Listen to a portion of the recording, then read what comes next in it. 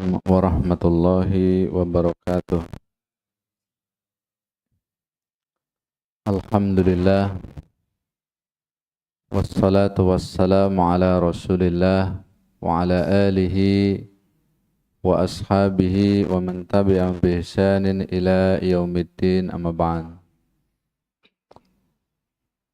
Ikhwas sekalian yang dirahmati oleh Allah Subhanahu wa taala, tentu yang utama dan yang paling utama adalah kita senantiasa memuji, bersyukur kepada Allah Subhanahu wa taala yang sampai detik ini masih memberikan kesempatan demi kesempatan kepada kita untuk melaksanakan apa yang menjadi ketentuan Allah dan Rasulnya alaihi salatu wassalam. Karena memang Allah Subhanahu wa ta'ala yang berhak untuk dipuji, disanjung dengan lisan kita, dengan perkataan kita, Zat yang maha terpuji.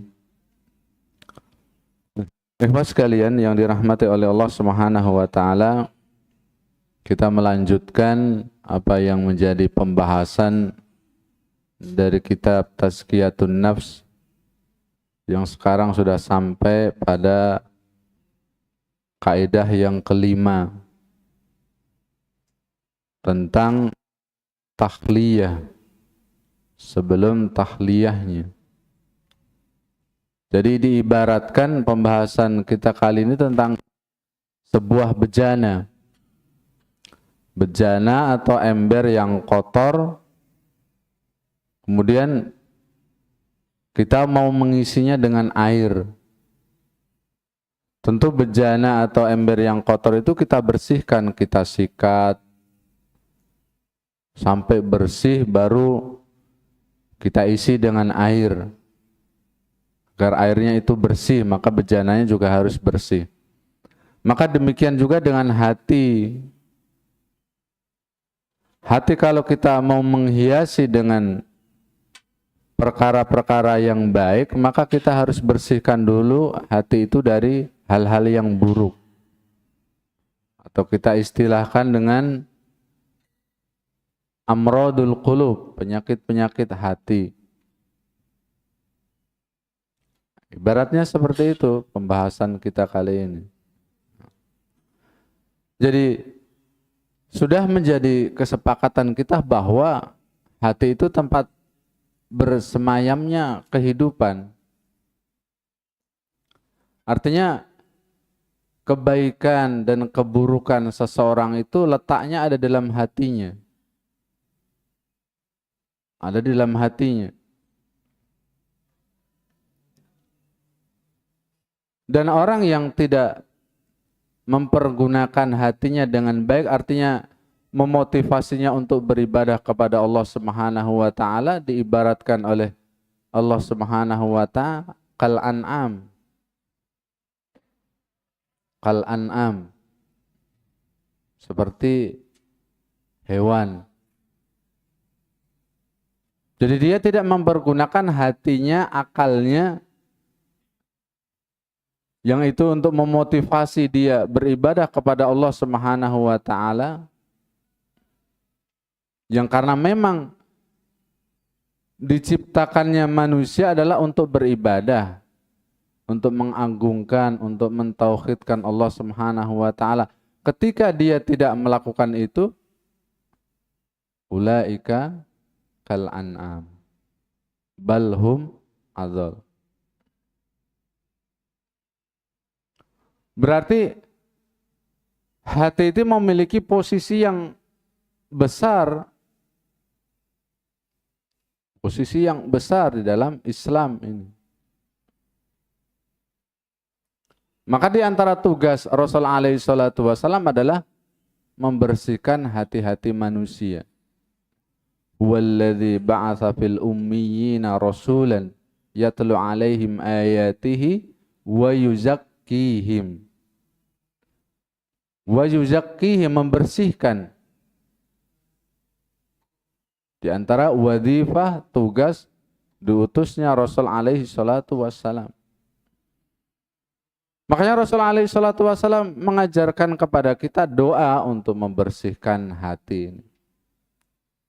Di antara doa yang diajarkan oleh Rasul alaihi salatu wassalam adalah Allahumma ati nufusi taqwaha.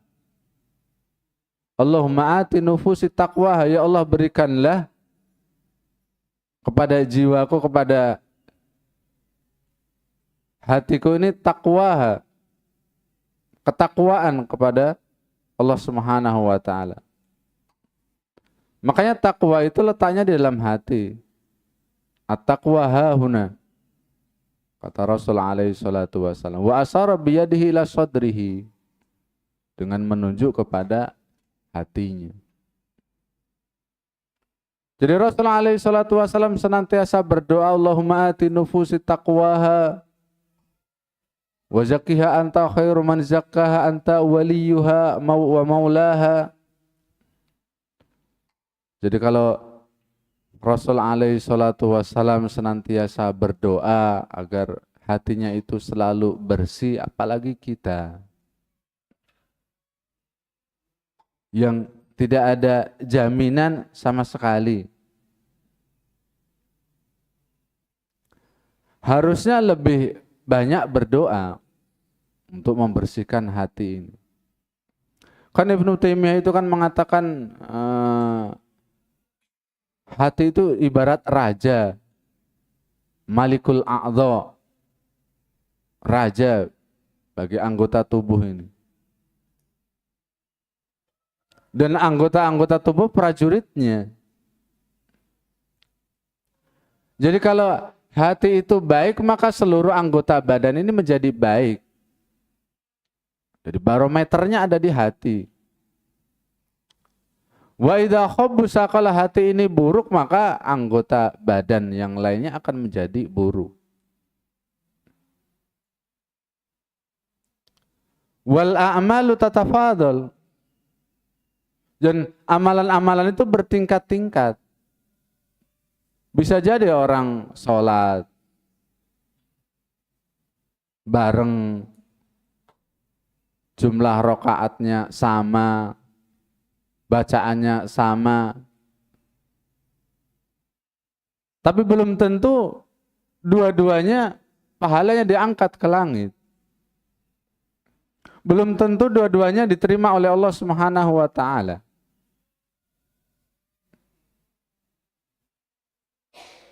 Dan letaknya itu adalah di dalam hatinya, biqalbihi. Maka kalau sahabat-sahabat Rasul alaihi salatu wasalam dulu selalu itu bertanya kepada Rasul alaihi salatu wasalam tentang kebaikan. Sudah biasa itu sahabat bertanya tentang amalan yang paling baik, amalan yang paling utama. Sudah biasa ditanya oleh para sahabat kepada Rasul alaihi salatu wassalam. Dan tentu sahabat bertanya yang demikian itu untuk bisa melakukannya. Bukan sekedar sebuah pertanyaan. Jadi dengan bertanya itu agar mereka berlomba-lomba dalam kebaikan. Amalan apa yang paling utama, amalan apa yang paling dicintai oleh Allah Subhanahu wa taala. Tapi kan berbeda dengan sekarang, orang bertanya lain motivasinya. Tapi ada sahabat, kalau sahabat-sahabat yang lain bertanya tentang kebaikan, tapi ada sahabat yang justru sebaliknya bertanya tentang keburukan. Yaitu sahabat Hudzaifah radhiyallahu taala anhu. Dia bertanya kepada Rasul justru tentang keburukan. Ini menunjukkan berarti sahabat-sahabat itu tidak tahu tentang keburukan sampai mereka bertanya. Kalau kita akan keburukan setiap hari kita lakukan, kita lihat, gitu kan. Jadi sampai beliau bertanya tentang keburukan.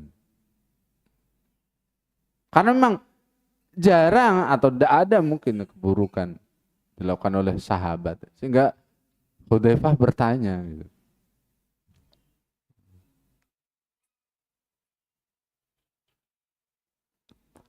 Kemudian kenapa Hudzaifah ini justru bertanya tentang keburukan? Kata beliau, makhafatan ayyudrikani. Saya takut. Saya takut saya terjatuh ke dalam keburukan. Subhanallah, sahabat Rasul alaihi salatu wassalam. Makhafatan ayyudrikani, saya takut saya terjatuh. Saya takut saya melakukannya karena saya tidak tahu. Tapi kalau kita kan setiap hari.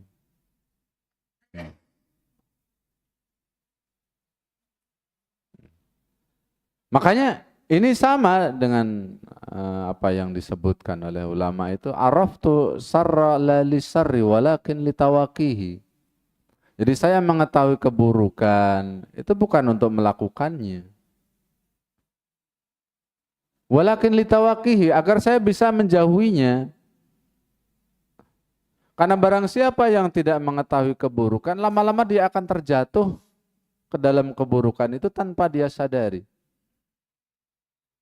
Tanpa dia sadari.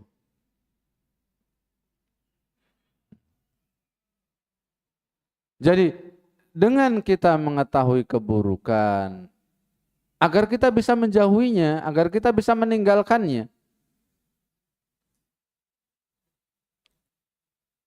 Karena dampak dari dosa itu sangat dahsyat, sangat luar biasa. Dampak dari dosa, dari keburukan itu sangat-sangat luar biasa. Mulai dari dicatat oleh malaikat, mendapatkan ancaman, siksa,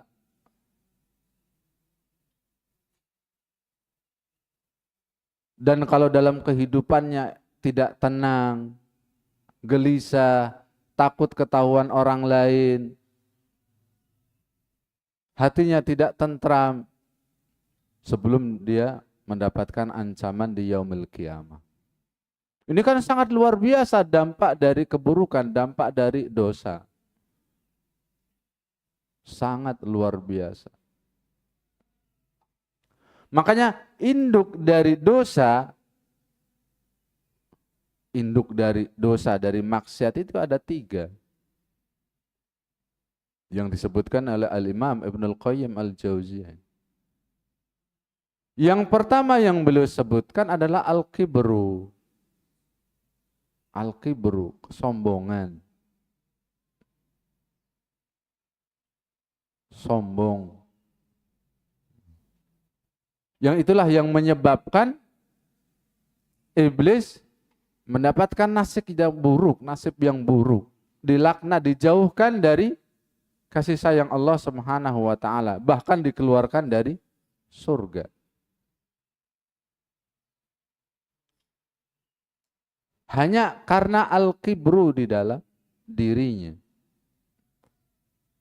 Yang itu diabadikan di dalam Al-Quran, dalam surah Al-A'raf. Ketika Allah Subhanahu wa taala memerintahkan, menyuruh kepada para malaikat untuk bersujud kepada Adam alaihissalam. Untuk bersujud, dan sujud di situ bukan berarti dalam ibadah, tidak. Tetapi sebagai bentuk ihtiram, penghormatan. Bukan dalam rangka ibadah. Tapi sebagai ihtiram, sebagai penghormatan. Maka disuruh bersujud kepada Adam alaihissalam. Fasajadu, maka para malaikat pun bersujud. Illa iblis, kecuali iblis. Apa yang menjadi alasan itu? Kenapa tidak mau bersujud? Padahal Allah sendiri yang memerintahkannya. Maka apa yang dia katakan? Khalaqtani min narin wa khalaqtahu min tin. Kalimatnya itu. Kalau kita lihat dari kalimatnya saja sudah menunjukkan al-kibru. Khalaqtani min narin wa khalaqtahu min tin. Ya Allah, Engkau menciptakan aku dari api. Sedangkan Engkau menciptakan Adam dari tanah. Jadi dalam logikanya dia berjalan. Nah, kalau begitu api lebih bagus daripada tanah. Seharusnya Adam yang bersujud kepada saya. Jadi logika berjalan. Yang dia merasa bahwa api itu lebih baik daripada tanah. Sehingga dengan kesombongannya itu dia mendapatkan laknat dari Allah Subhanahu wa taala, dikeluarkan dari jannah. Hanya dengan al-kibru. Karena yang berhak terhadap kesombongan itu hanya Allah Subhanahu wa taala. Yang berhak.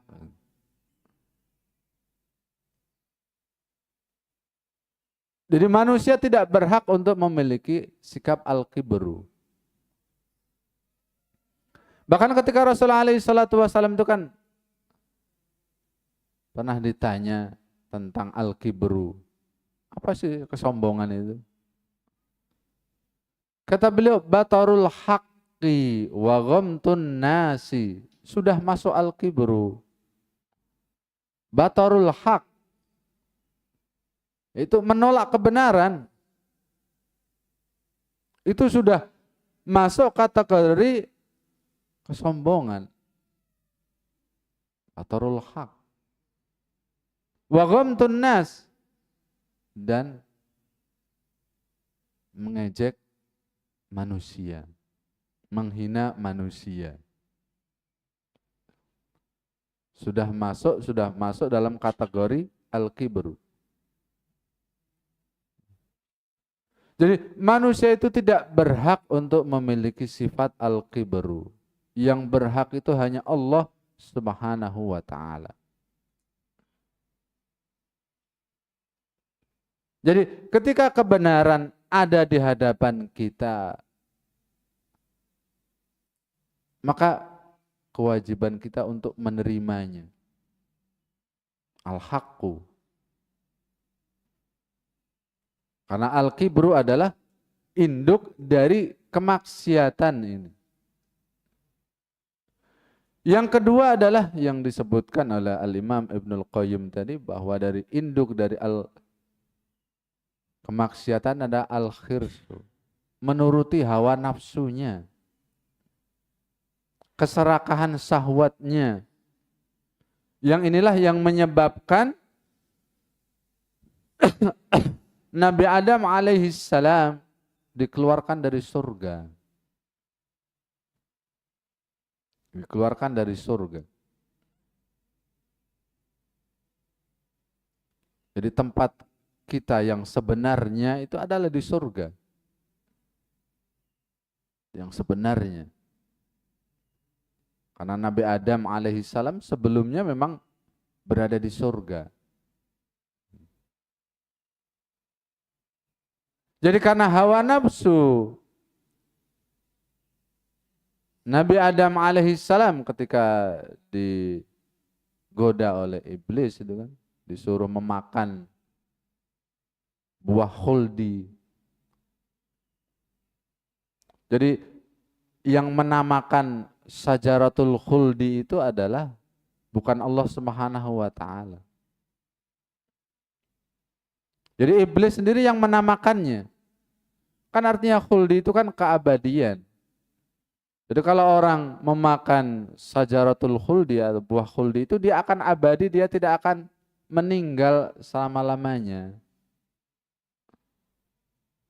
Jadi bukan Allah Subhanahu wa taala yang menamakan al-khuldi itu. Jadi berita hoax yang disebarkan oleh iblis ketika itu. Jadi hoax itu sudah ada sejak zaman dulu, bukan sekarang.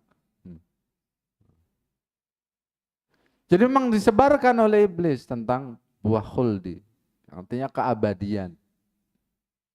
Dan tidak terbukti juga kan setelah Nabi Adam memakannya juga Nabi Adam gak abadi juga. Karena memang tipu daya syaitan memang sangat luar biasa. Sangat luar biasa. Maka inilah pentingnya kita mempelajari hati ini. Syahwat, nafsu syahwat. Dampaknya sangat-sangat luar biasa. Yang berikutnya, yang ketiga adalah al-hasadu. Hasad, iri, dengki. Dan ini yang menjadikan salah satu dari anak Nabi Adam alaihissalam melakukan pembunuhan. Yang awalnya adalah al-hasadu. Dan itu kisahnya disebutkan di dalam Al-Quran. Di dalam Al-Quran. Ketika Allah Subhanahu wa ta'ala memerintahkan untuk berkorban dari anaknya Nabi Adam alaihissalam, yang kalau kita baca namanya Habil dan Qabil itu kan. Qarraba qurbana, yang mereka mempersembahkan kurban. Maka Habil mempersembahkan yang bagus, yang terbaik. Sedangkan Qabil justru yang buruk yang dikorbankan, yang dipersembahkan kepada Allah Subhanahu wa ta'ala. Fatuqubbila min ahadihima wa lam yutaqabbal minal akhar. Maka salah satunya diterima oleh Allah Subhanahu wa ta'ala, yang lainnya tidak. Maka sampai-sampai Qabil mengatakan la'aqtulannaka. Ini kan sangat luar biasa. La'aqtulannaka, saya akan membunuhmu. Awalnya apa? Al-hasadu, hasad pada saudaranya. Hasad kepada saudaranya.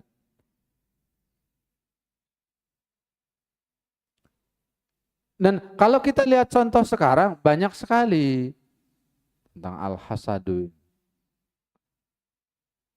Banyak sekali.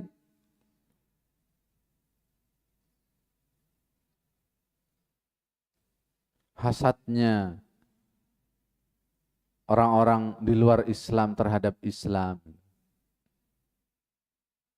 Hasadnya orang-orang Yahudi terhadap kaum muslimin.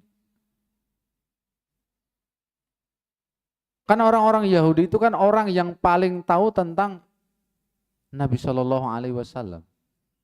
Orang yang paling tahu mereka. Sebelum datangnya Nabi, mereka sudah tahu. Dalam kitab Taurat itu kan disebutkan bahwa akan datang seorang Nabi dari negeri yang banyak pohon kurmanya. Jadi orang-orang Yahudi itu sudah menunggu di kota Madinah, sudah menunggu. Tapi ketika Nabi SAW hijrah dari Mekah ke Madinah,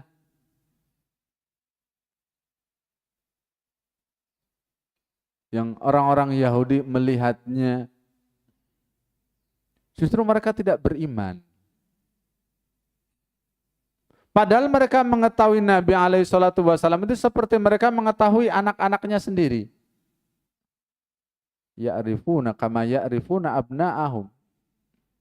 Apa yang menjadi penghalang mereka beriman? Hasad di dalam hatinya.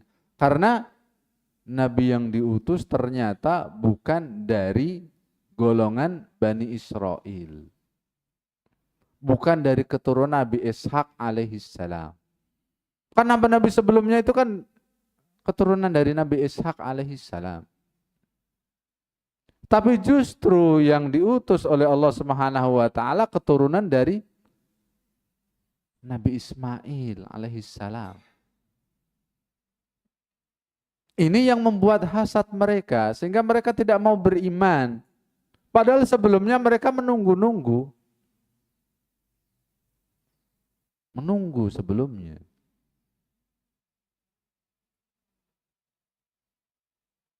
Tapi ketika sudah datang, ujungnya mereka tidak mau beriman.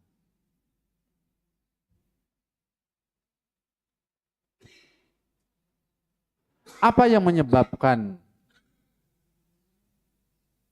penyakit hasad ini timbul? Yang pertama yang disebutkan oleh para ulama itu adalah al-adawatu wal baghdha. Al-adawah, permusuhan di dalam hati. Seperti tadi permusuhan iblis, permusuhan Qabil kepada Habil, permusuhan orang-orang Yahudi, permusuhan orang-orang kafir terhadap kaum muslimin.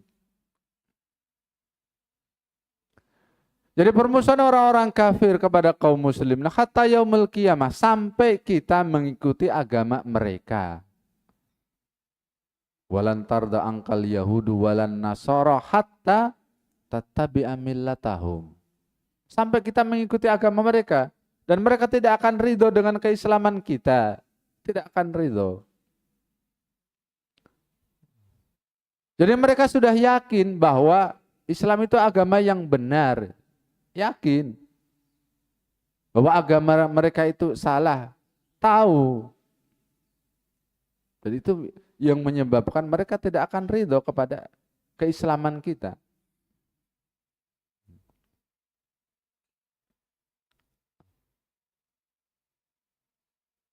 Yang kedua, yang menyebabkan timbulnya penyakit hasad itu adalah hubbur riasah. Wa talabul jah, kalau zaman sekarang itu dunia cinta jabatan. Kita bisa lihat kalau dalam pilkada itu saling hasad antara satu dengan yang lainnya. Memang kedudukan itu sangat menggiurkan. Siapa orang yang tidak suka disanjung? Siapa orang yang tidak suka dihormati? Semua orang suka, tabiat manusia itu suka. Suka tabiatnya manusia. Jadi hubbur riasah, hubbu manzilah, kedudukan. Dan itu sudah ada sejak zaman dulu. Kita kasih contoh itu, Abdullah ibn Ubay ibn Salul. Dedengkotnya orang-orang kafir. Yang dia tinggal di Madinah. Jadi sebelum Nabi SAW datang itu sebenarnya Abdullah ibn Ubay ibn Salul itu sudah mau diangkat menjadi seorang raja. Bahkan mahkotanya sudah disiapkan. Sudah disiapkan. Tinggal dipakaikan saja.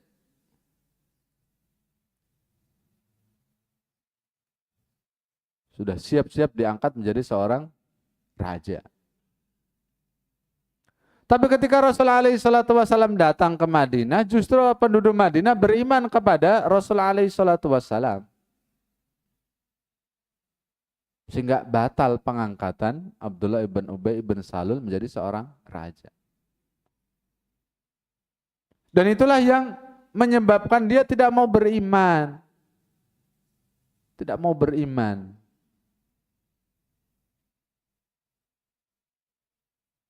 Tidak mau mengakui kebenaran yang datang dari Rasul alaihi salatu wassalam. Karena tidak jadi diangkat menjadi seorang raja. Contoh yang lain, di Mekah, sama juga tidak jadi diangkat. Yaitu Al-Walid ibn Mughirah. Al-Walid ibn Mughirah. Dalam Al-Quran disebutkan wa qalu laula nuzila hadzal qur'ana ala rajulin minal qaryataini adim. Jadi seandainya Al-Quran itu diturunkan kepada dua penguasa kota atau dua penguasa daerah. Pilih salah satu. Salah satunya adalah Al-Walid ibn Mughirah. Itu orang penguasa Makkah. Dan yang kedua adalah Taif. Itu Mas'ud ibn Amr Ats-Tsaqafi. Jadi orang-orang sudah berharap salah satu dari kedua itulah yang berharap untuk menjadi seorang nabi. Tapi justru yang diutus, yang diangkat adalah Rasul alaihi salatu wassalam. Sehingga Al-Walid bin Mughirah tidak mau beriman. Karena tidak jadi. Ini kan hubbur riasah. Cinta jabatan, cinta kedudukan. Yang itu menghalangi dari kebenaran, menghalangi dari Islam.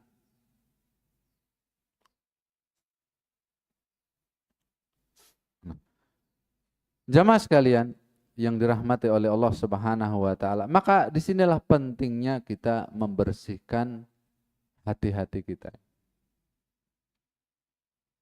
Kan yauma la yanfa'u malun wala banun.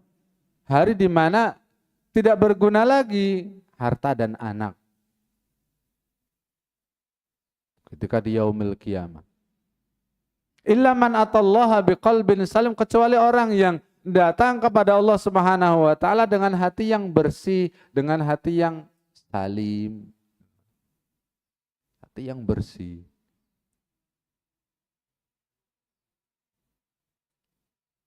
Jadi yang diterima oleh Allah Subhanahu wa taala memang hati yang bersih, hati yang salim.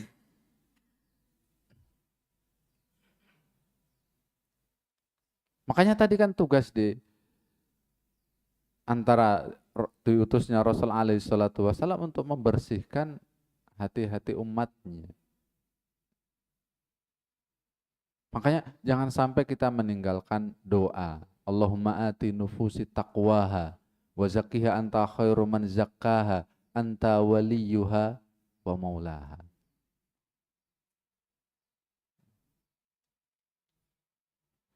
Maka doa juga yang selalu diajarkan oleh Rasul alaihi salatu wasallam, Allahumma inni a'udzubika min munkaratil akhlak. Ya Allah, aku berlindung kepadamu dari akhlak yang buruk. Akhlak yang buruk, munkaratil akhlak, wal a'mal, wal ahwa, wal adwa. Jadi kita selalu berdoa kepada Allah Subhanahu wa taala. Karena hati kita itu rawan dari hal-hal yang buruk. Dan kalau seseorang itu melakukan dosa, nuqtatus sauda fi qalbi. Ada titik hitam di hatinya. Maka semakin banyak berbuat dosa, maka akan semakin banyak titik hitamnya. Maka harus segera dibersihkan. Nah, ikhwas sekalian yang dirahmati oleh Allah Subhanahu wa taala. Karena setiap manusia itu kan tidak tahu bagaimana akhir dari kehidupannya. Tidak tahu, tidak seorang pun yang mengetahui bagaimana kesudahan akhir dari kehidupannya. Karena itu memang rahasia yang Allah tuliskan dalam Lauhil Mahfuz. Allah tulis, Allah rahasiakan. Sehingga tidak ada seorang pun yang dapat mengetahui bagaimana akhir dari kehidupannya. Dan itu ditegaskan di dalam Al-Quran. Wa ma tadri nafsum madza taksibu ghadan. Wa ma tadri nafsum bi ayyi ardin tamut. Jadi kita tidak mengetahui dengan pasti apa yang akan kita lakukan esok hari. Dan kita tidak akan mengetahui di bumi mana kita akan meninggal. Karena memang itu rahasia Allah Subhanahu wa taala. Tapi Rasulullah SAW mengingatkan dalam hadisnya, kalau kita tidak mengetahui bagaimana akhir dari kehidupan kita, tapi Rasulullah SAW mengingatkan bahwa innamal a'malu bil khawatim. Jadi amalan itu tergantung di akhirnya. Jadi kalau kita tidak tahu bagaimana akhir kehidupan kita dan amalan itu tergantung di akhirnya, bagaimana kok kita bisa riya, bisa ujub dengan amalan, dengan ibadah kita? Sedangkan kita tidak tahu bagaimana akhir dari kehidupan kita, apakah kita meninggal dalam keadaan husnul khotimah atau justru sebaliknya dalam keadaan su'ul khotimah wal iyadu billah.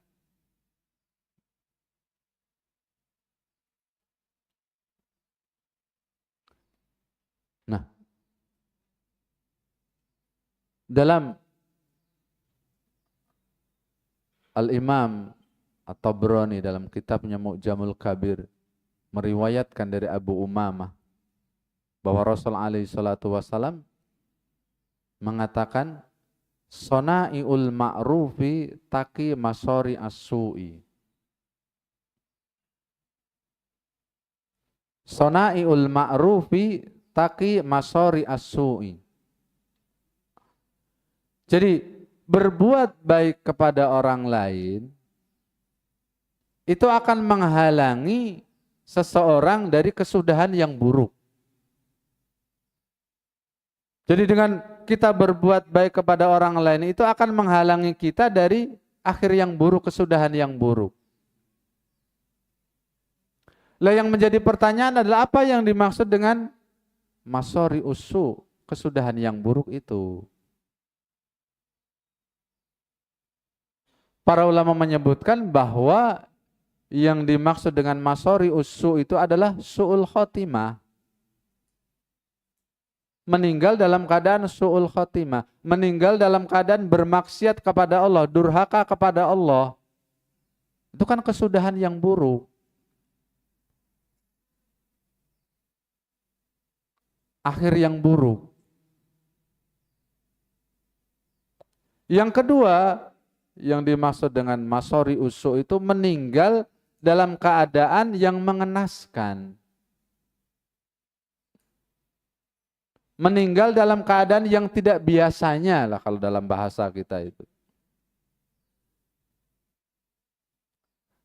Kan Rasulullah SAW kan berlindung dari meninggal yang tidak biasa gitulah, yang mengenaskan itu. Apa doa Rasulullah SAW? Allahumma inni a'udzubika minal hadmi. Ya Allah, aku berlindung kepadamu mati karena ditimpa reruntuhan. Wa a'udzubika minat taroddi. Aku berlindung kepadamu dari kematian karena terjatuh dari tempat yang tinggi. Wa a'udzubika minal gharaqi wal haraqi wal harami. Aku berlindung kepadamu dari kematian karena tenggelam, karena terbakar. Nah, kalau kita lihat apa yang menjadi doa Rasul alaihi salatu wasallam tadi kan ada bentuk mati syahid. Orang tenggelam, terbakar. Itu kan salah satu bentuk mati syahid. Tapi kenapa Rasul alaihi salatu wasallam berdoa agar terlindung dari kematian yang demikian? Padahal merupakan salah satu bentuk dari mati syahid. Kan tenggelam, terbakar itu kan. Para ulama menjelaskan kenapa Rasul alaihi salatu wasallam berlindung dari yang demikian. Karena memang meninggal dalam keadaan tenggelam, meninggal dalam keadaan terbakar, itu memang tabiat manusia tidak menyukainya. Tidak suka mati yang demikian. Berbeda dengan syahid fisabilillah, beda. Bahkan orang harus berharap, berangan-angan untuk mati syahid dalam fisabilillah. Bahkan disuruh untuk mencari medannya. Tapi berbeda dengan ini. Berbeda dengan ini. Jadi tabiat manusia tidak suka meninggal dalam keadaan yang demikian. Dan bisa jadi dia belum sempat bertaubat kepada Allah Subhanahu wa taala. Dan bisa jadi dia belum sempat menuliskan wasiat. Jadi Rasul alaihi salatu wasallam berlindung dari kematian yang demikian. Jadi belum sempat bertaubat, belum sempat menuliskan wasiat.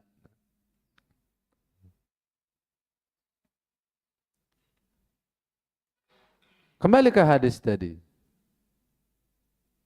Sona'iul ma'rufi taki masori as-su. Jadi agar kita terhindar dari kematian yang buruk, kesudahan yang buruk itu adalah dengan sona'iul ma'rufi. Itu dengan berbuat baik kepada orang lain. Nah, apa yang dimaksud sona'iul ma'ruf? Jadi semua perbuatan baik yang dilakukan oleh manusia kepada orang lain. Dan itu pernah diringkas oleh Khadijah radhiyallahu anha tentang sona'iul ma'rufi.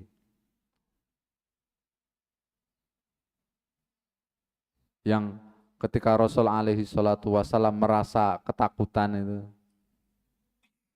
Karena didatangi oleh Jibril alaihi salam. Kemudian Rasul alaihi salatu wasallam datang kepada Khadijah radhiyallahu anha dalam keadaan ketakutan. Maka Khadijah radhiyallahu anha menghiburnya. Kalla wallahi la yuhzikallahu abada. Demi Allah, Allah Subhanahu wa taala tidak akan pernah menghinakanmu. Kalla wallahi. Innaka latasilur rahim. Kebaikan yang pertama. Innaka latasilur rahim. Sesungguhnya engkau ya Rasulullah orang yang selalu menyambung tali silaturahim. Jadi kalau Rasul alaihi salatu wasallam selalu menyambung silaturahim, kita sebagai umatnya harus banyak-banyak menyambung silaturahim. Di antaranya kita bermajelis ilmu, saling bertemu, saling mengunjungi. Silaturahim. Wa tasduqul haditha, engkau adalah orang yang selalu berkata jujur. Berkata jujur. Berat berkata jujur itu. Apalagi kalau sudah menyangkut bisnis. Kan dalam hadis itu alaikum bisidqi fa inna sidqa yahdi ilal birri wa innal birra yahdi ilal jannati. Jadi kejujuran itu akan mengantarkan kepada kebaikan. Jadi kejujurannya langka gitu. Batas dukul hadis. Selalu berkata jujur.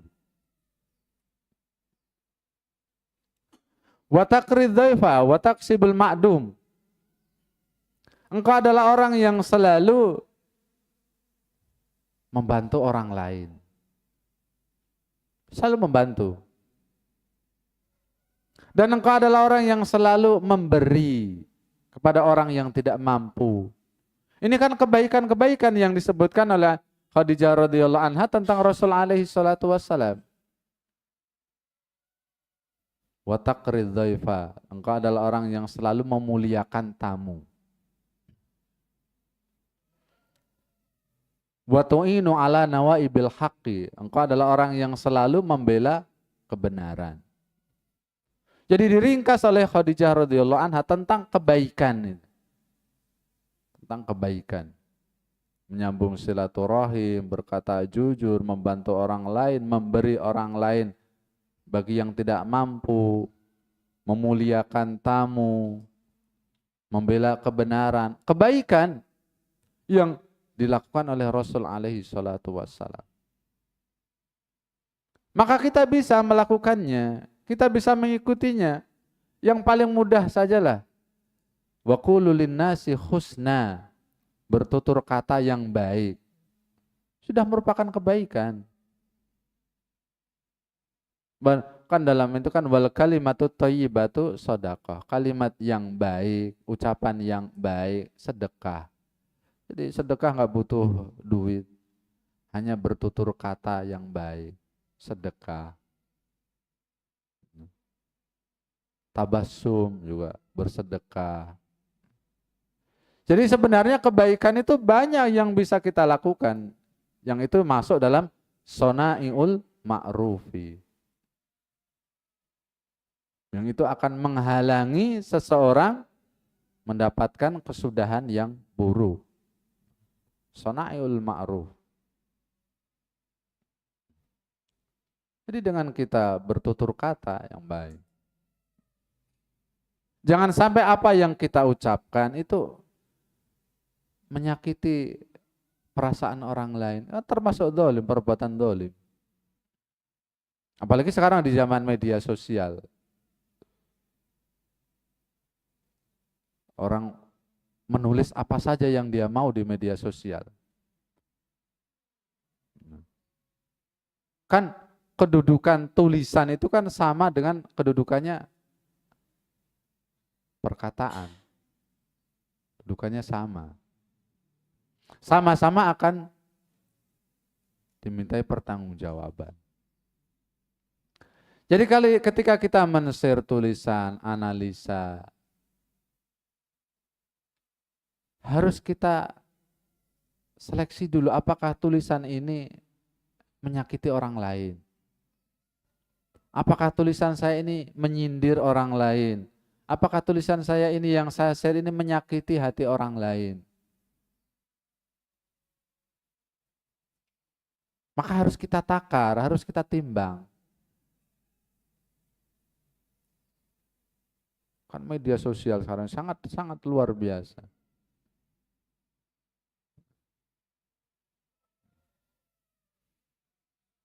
Nah, sekalian yang dirahmati oleh Allah Subhanahu wa taala. Kita membersihkan hati baru kemudian kita menghiasi hati kita dengan akhlak yang baik. Itu adalah inti dari tazkiyatun nafs pada kaidah yang kelima ini. Semoga apa yang bisa kita sampaikan pada hari ini memberikan manfaat bagi kita semuanya, dan semoga Allah Subhanahu wa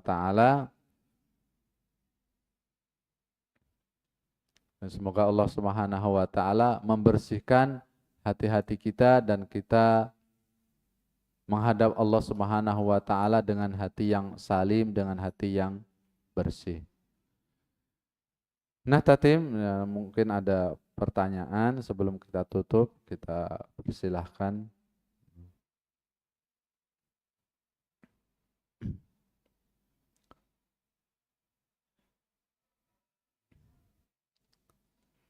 Kalau tidak ada, alhamdulillah. Nah. Waalaikumsalam warahmatullahi. Yang sedikit yang saya teringat tadi yang Ustadz sampaikan bahwa apakah ada benang merah secara langsung kematian seseorang itu kan ada dijelaskan tadi itu bahwa tenggelam, kematian dan yang lain-lain yang memang tidak mengenakkan, yang tidak disukai oleh manusia. Iya. Itu tidak arti sul khotimah. Padahal seperti Ustadz saja jelaskan juga tadi bahwa itu juga menjadi mati syahid. Itu di satu sisi yang proses kematian yang tidak disukai oleh manusia. Di sisi yang lain ada juga yang disukai manusia, dia lagi sholat, sujud, langsung mati. Nah, kalau kita menurut yang saya tangkap selama ini, pemahaman saya adalah kematian dalam keadaan sholat itu insya Allah itu husnul khotimah. Walaupun kita juga nggak tahu, tetapi ada tanda-tandanya atau gambaran yang pernah kita dengar dari eh, yang disampaikan dalam kajian-kajian kita. Jadi saya ingin tanyakan saja tadi, apakah ada benang merah kematian yang jelas-jelas kita lihat bahwa itu dia meninggal dalam keadaan sholat, sujud, terus meninggal, dibandingkan dengan kematian yang tidak disukai manusia, tetapi dari sisi lain disebutkan bahwa itu juga mati syahid. Terima kasih. Assalamualaikum warahmatullahi wabarakatuh. Assalamualaikum warahmatullahi wabarakatuh. Pertanyaan yang bagus tentang husnul khotimah dan su'ul khotimah. Kalau kita melihat bahwa kematian yang husnul khotimah itu kan di akhirnya itu dia melakukan kebaikan, dia melakukan ketaatan. Contohnya sholat tadi. Kan dia dalam posisi taat kepada Allah Subhanahu wa Ta'ala, dalam posisi mengamalkan ibadah.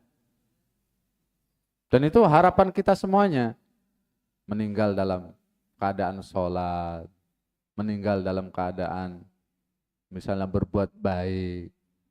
Harapan kita. Dan belum sempat menuliskan wasiat, bisa jadi yang lainnya. Tapi kalau kita melihat pada konteks hadis yang lain, bahwa memang ada sebagian yang disebutkan dari doa Rasulullah SAW, ada yang disebut dengan mati syahid. Tapi syahidnya itu kan berbeda dengan syahid orang yang mati dalam peperangan. Itu kan tingkatan yang tinggi. Bahkan setiap kita berharap agar bisa syahid dalam medan pertempuran. Bahkan kita disuruh mencari medannya.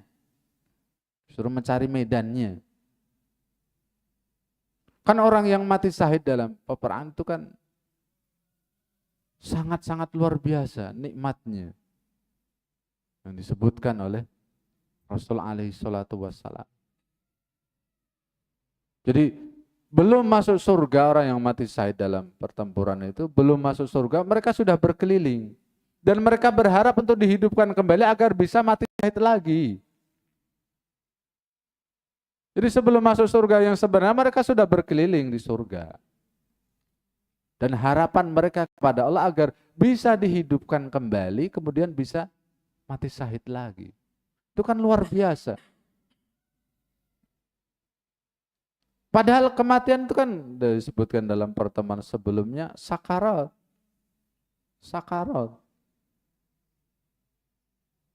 Jadi memang memiliki rasa sakit.